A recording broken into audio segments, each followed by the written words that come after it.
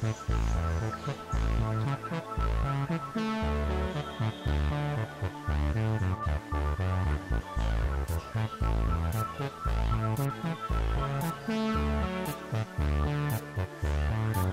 you know what you're looking at? The operative word there is know. Do you know? Gnostics would spend their entire lives in pursuit of knowledge. Many of them died in their quest to prove the absurd. They would have a premise, a false premise, sometimes, and then they would try to prove the ridiculous. How many angels can fit on the head of a pin, for example? Did you know that at one time, if you did not believe that the earth was flat, it would cost you your life? Not believing that the earth was the center of the universe would cost you your soul. What do you really know? Ask a 2-year-old and he will tell you of the certainty of Santa Claus. We forgive that 2-year-old because we say he lacks knowledge to know any better. But what about a 6 to 2-year-old who believes in the man in the sky? My friend Corny, actually that is not his name, but I will lie for the sake of this discussion. I have played a lot of golf with him, and he is always ranting that he will only believe in what he can see and touch.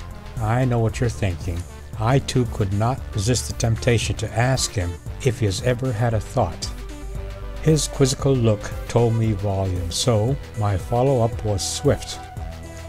And I asked, if I cut open your brains, will I see a thought? Can I touch your thoughts? As adults, we like to pride ourselves on how matured we are. For example, my friend Corny does not donate to certain charities because, according to him, they are bogus, and only the immature are not aware of that fact. Case in point, according to him, would be all the cancer charities. Google it and you will have over 3 million results.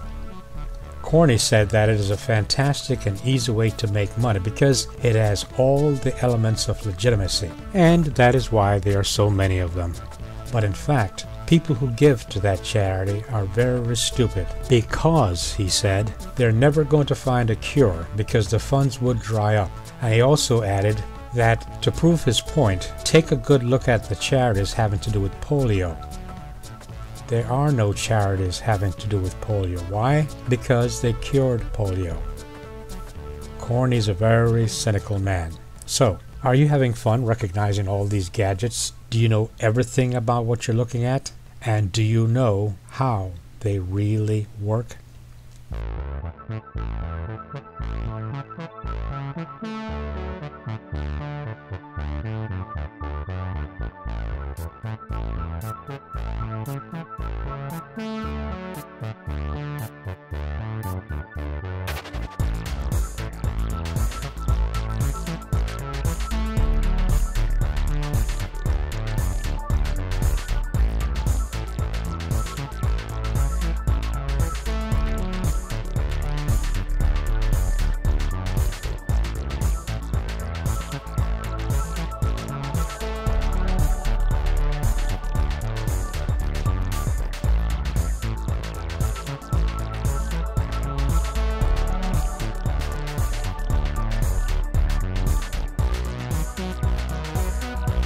The older I get, the more certain I am that I know so very little.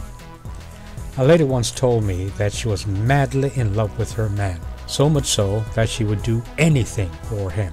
Anything, I asked? Yes, she was emphatic.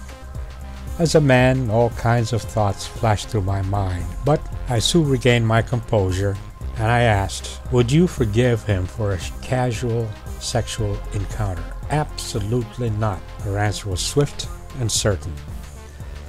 Love. Now there is an interesting word.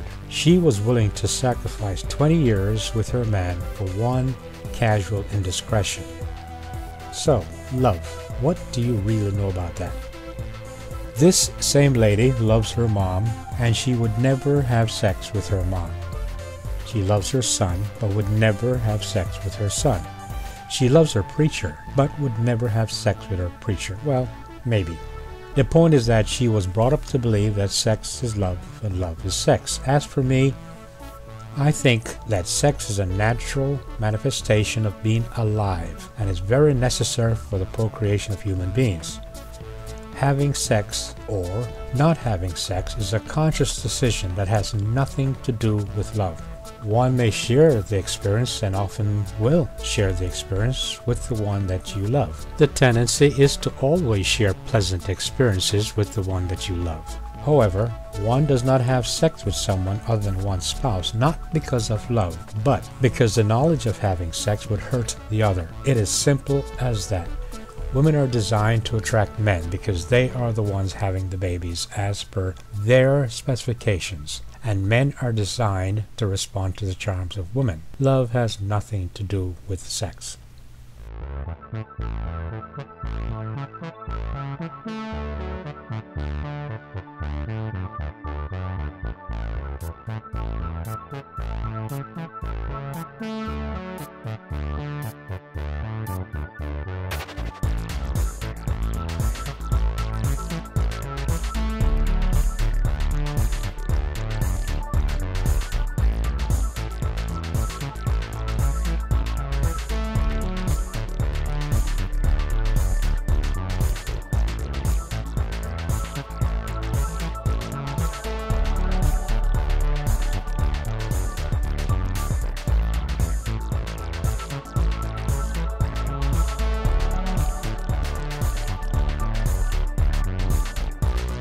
Anyway, moving on. You can't see a thought, yet we all have thoughts. We're thinking beings. We cannot define love. Poets have been trying for years, yet we know what it is, and we're devastated when we're not being loved.